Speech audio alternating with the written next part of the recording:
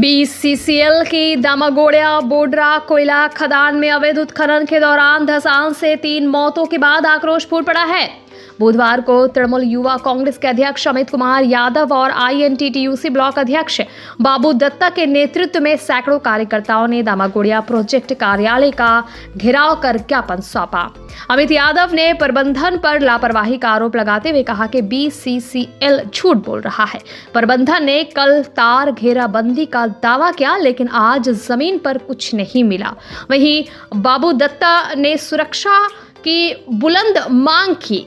साथ ही 3 मुख्य मांगों में हादसे में मृतकों के परिजनों को तुरंत मुआवजा देने, खदान परिसर में तत्काल कटीले तारों से घेराबंदी करना एवं स्थानीय बेरोजगार युवाओं को प्राथमिकता से और नौकरी देने की मांग शामिल है।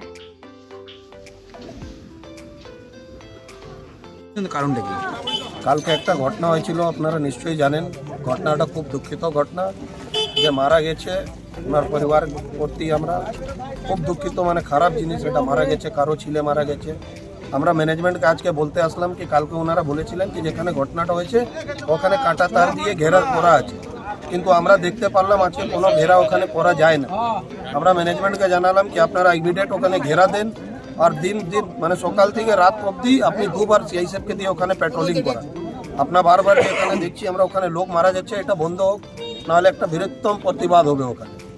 তারপরে ম্যানেজমেন্টকে আমরা জানালাম কি সিএসআর ফান্ড নিয়ে যেটা এলাকায় ডেভেলপমেন্ট কী করে ভালো করে করা যায় ওইটাও আমরা দাবি করলাম। যে লোকটা মারা গেছে আমরা ওনাদের ক্ষতিপূরণের মানে কথা বললাম, আজকে বিসিসিএল এরিয়া 12-এর এজেন্ট সাহেবকে জানালাম। তো উনি বললেন কি আমাদের আইনেতে কিছু ক্ষতিপূরণের দাবি নাই, জায়গা নাই দেওয়ার, কিন্তু আমরা পুরো দাবি করলাম কি যে লোকটা মারা গেছে কিছু তো ওদের সহায়তা করতে হবে, ওদের তো ক্ষতিপূরণ কিছু তো দিতে হবে। উনি বললেন ঠিক আছে আমরা দেখছি, আমরা একটা টাইম দিয়েছি, যদি উনি করেন তো ঠিক আছে, আবার আমরা দেখা করব, স্যারকে জানাবো কি যদি গরিব মানুষ কিছুই পাক। তারপরে আমরা ওনাকে জানালাম কেন এখানে যে টেন্ডারগুলো কাজ করে যাচ্ছে, বাইরের লোক এসে এখানে কাজ করে যাচ্ছে, লোকাল ছেলেগুলো কাজ পাচ্ছে না।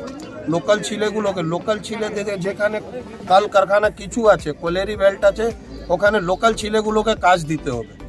সব থেকে প্রথম কাজ হচ্ছে লোকাল ছেলেগুলোকে কাজ দেওয়া। আমরা দাবি করেছি ওনার কাছে, ওনাকে বলেছি কি যেখানে যে ফান্ডে হোক আপনি ব্যবস্থা করুন যেখানে লোকাল ছেলেগুলো কাজ করে।